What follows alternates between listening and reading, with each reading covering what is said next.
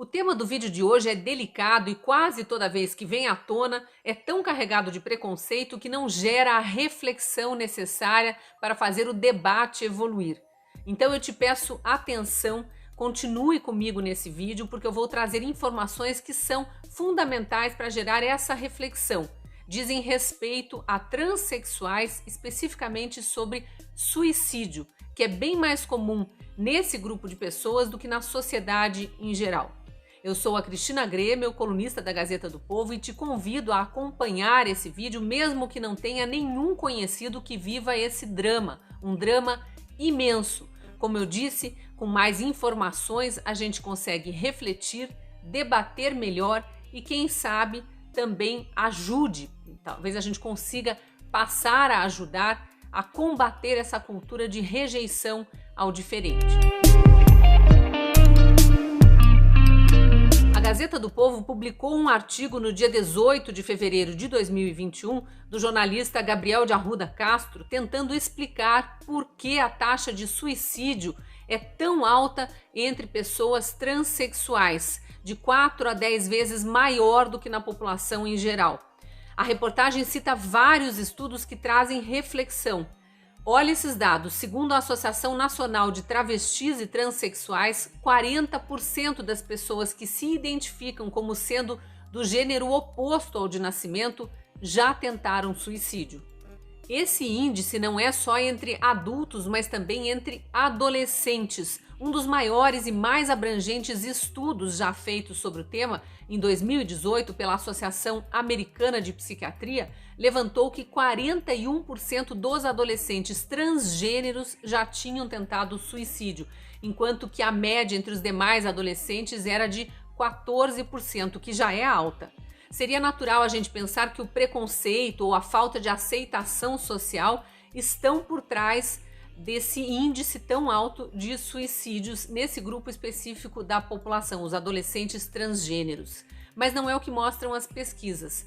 Uma delas, feita pelo Instituto Williams, da Universidade da Califórnia, revelou que o índice de suicídios é maior entre os transexuais assumidos do que entre aqueles que preferiram guardar para si próprios essa angústia, essa dor de não se sentir no corpo certo por medo de discriminação. Sobre aceitação social, nessa pesquisa foram entrevistadas pessoas que são transexuais e têm o apoio da família. 80% delas revelaram que já tinham pensado em suicídio e 37% que efetivamente tentaram se matar. Os pesquisadores concluíram então que o preconceito não é o único nem o principal fator por trás das estatísticas. Foram feitas também comparações com grupos historicamente discriminados, como os negros sul-africanos na época da política de segregação racial do apartheid e os sobreviventes do Holocausto. Os negros da África do Sul cometiam menos suicídio do que os brancos, que não eram discriminados. No grupo que sobreviveu ao Holocausto, 24% cometeram suicídio. É um número bem alto, mas é ainda menor do que os 40% registrados entre os transgêneros. Aí a gente fica se perguntando se, pelo que apontaram esses pesquisadores que conduziram os estudos, o preconceito não é a principal causa, o que poderia ser? A reportagem que eu citei lembra também a posição dos grupos LGBTs em relação ao que devem fazer os transexuais. Esses grupos costumam estimular que homens e mulheres que não se sentem no corpo certo façam mais do que apenas se assumir como transexuais, que façam terapia hormonal e até cirurgia de mudança de sexo, justificando que terão uma vida melhor, com menos problemas emocionais e, suponho, menos chance de depressão e de pensamentos suicidas. Então, a causa de tanto desconforto, segundo os grupos LGBT, estaria no corpo do transexual e não externamente. Mas não há nenhum estudo conclusivo a respeito disso e nem estatísticas confiáveis. E como o tema foi muito politizado nos últimos anos, com a tentativa de impor a tese de que ninguém nasce homem ou mulher, que o sexo seria só uma construção social, a famosa ideologia de gênero, a coisa só piorou. Os grupos LGBT e quem diz defender minorias insistem que só o ensino da ideologia de gênero nas escolas para crianças pequenas pode reduzir o preconceito e que o estímulo a terapias hormonais desde a infância ou pré-adolescência, o que não é autorizado no Brasil, podem ajudar a melhorar a vida dos transexuais. Aí vem o maior problema, que afeta não só o debate, mas até a possibilidade de tratar, ajudar profissionalmente as pessoas que nessas condições chegam ao limite da dor emocional a ponto de pensar em suicídio. A disforia de gênero é descrita no Manual Diagnóstico de Transtornos Mentais da Associação Americana de Psiquiatria. E a definição lá para disforia de gênero é, abre aspas, uma nítida incongruência entre o gênero expressado por alguém e o gênero atribuído a ele, com duração de pelo menos 6 meses e que inclua a manifestação de pelo menos 2 sintomas de uma lista de 6. Eles falam em sintomas. Então, 2 de uma lista de 6 tem que ter se manifestado por pelo menos 6 meses. Entre esses sintomas estão o forte desejo de pertencer a outro gênero. Fecha aspas. Ou seja, se o paradigma científico reconhece que há um distúrbio mental nas pessoas que se dizem no corpo errado, não seria mais eficiente, em vez de promover uma mudança física nesse corpo, permitir que essa pessoa receba ajuda para tratar psicologicamente do desconforto emocional que sente? A jornalista Eugênia Rodrigues, que pesquisa o assunto e criou até uma campanha chamada No Corpo Certo, faz uma comparação questionável, mas interessante. Ela lembra das pessoas com anorexia, que se dizem impedidas de comer porque estão gordas demais. Essas pessoas não costumam ser estimuladas por ninguém a fazer dieta para ficar no corpo que querem, para ficar com o corpo ainda mais magro só porque elas se acham gordas. Então não seria o caso de um homem que se sente mulher ou uma mulher que se sente homem também não receber estímulos para ficar parecendo como diz ser e sim ser estimulado a procurar ajuda profissional? Aqui no Brasil, em 2018, o Conselho Federal de Psicologia proibiu que a transexualidade fosse considerada uma patologia, uma doença, um distúrbio mental passível de tratamento. E isso foi recebido pelo movimento LGBT como uma vitória contra o preconceito, mas pode ter agravado o problema.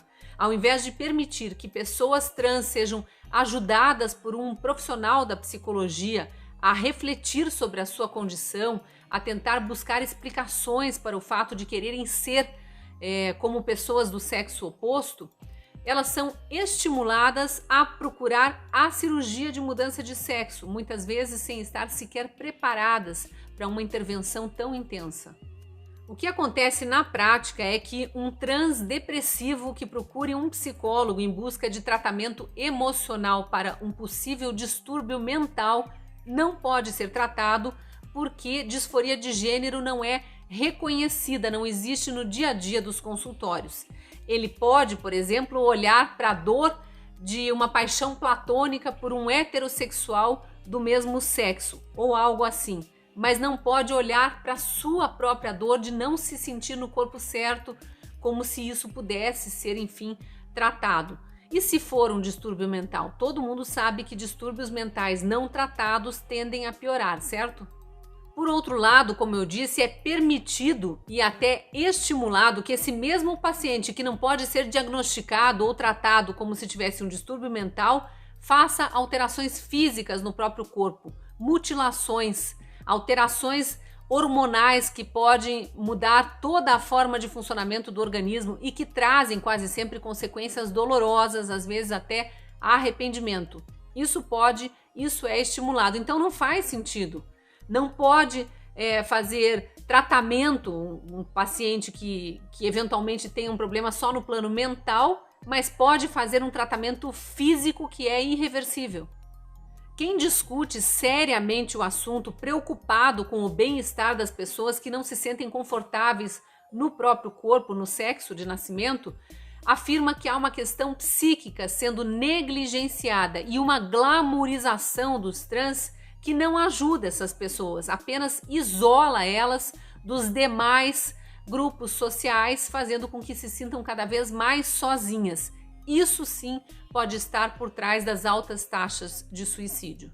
A eterna tentativa de dividir a sociedade entre o grupo de vítimas e o grupo de opressores não ajuda em nada essas minorias, especialmente as que sofrem um preconceito tão forte como as pessoas que não se sentem no corpo certo, não se sentem no sexo de nascimento. Há pouco debate honesto sobre esse tema. Instituir cotas para transexuais em universidades ou no mercado de trabalho, por exemplo, não garante socialização, não garante aumento de autoestima para as pessoas que já se sentem rejeitadas. É acompanhamento psicológico ou psiquiátrico que faz a pessoa se aceitar como é. Se nem ela mesma se aceita como é, como pode exigir que outras pessoas aceitem? É muito triste saber que pessoas vivem dramas como esse e a politização só piora tudo. A discussão não deveria ser política e sim de saúde. Não à toa, na reportagem da Gazeta do Povo sobre o tema surgiram depoimentos como esse, abre aspas. Acompanhei casos onde a cirurgia não era a solução, demonstrado pelo fato de que a pessoa que exigia a cirurgia judicialmente acabava não indo fazer. Essa pessoa deve trabalhar no judiciário. E ela continua.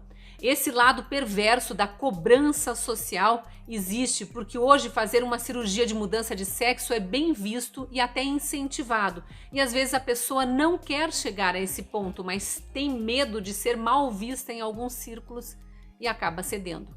Fecha aspas. Outro leitor escreveu assim, abre aspas, primeiro destroem sua identidade pela mutilação, depois descobrem que não são mais nem uma coisa nem outra e que aquele tratamento com hormônios o transformou em algo que nem de perto é o que sonhava. O suicídio passa a ser uma fuga. Fecha aspas. Isso não é preconceito, são coisas para se pensar. Essas pessoas precisam de ajuda certa, vinda de profissionais certos. Mentes e corpos sequestrados por ideologias transformam essas pessoas em vítimas de si mesmas. Talvez não seja tão simples como parece crer o comentário do leitor, mas com certeza os psicólogos podem ajudar e a sociedade deveria estimular o Conselho Federal de Psicologia a rever sua posição em relação àquela questão do distúrbio mental, de psicólogos poderem tratar seus pacientes trans como se eles tivessem um distúrbio mental, para ver se conseguem efetivamente trazer reflexão também para eles.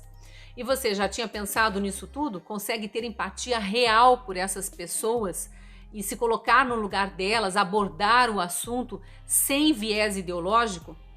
Deixa aí seu comentário. Se gostou do vídeo, curta, compartilhe para que mais gente entre no debate de uma forma reflexiva e não preconceituosa. E se você ainda não é assinante da Gazeta do Povo, te convido a direcionar a câmera do celular para o código que aparece na tela e ali tem uma promoção. Sendo nosso assinante, você tem acesso a conteúdos exclusivos meus e de outros colunistas, além de toda a cobertura jornalística da Gazeta do Povo. Te espero lá no jornal.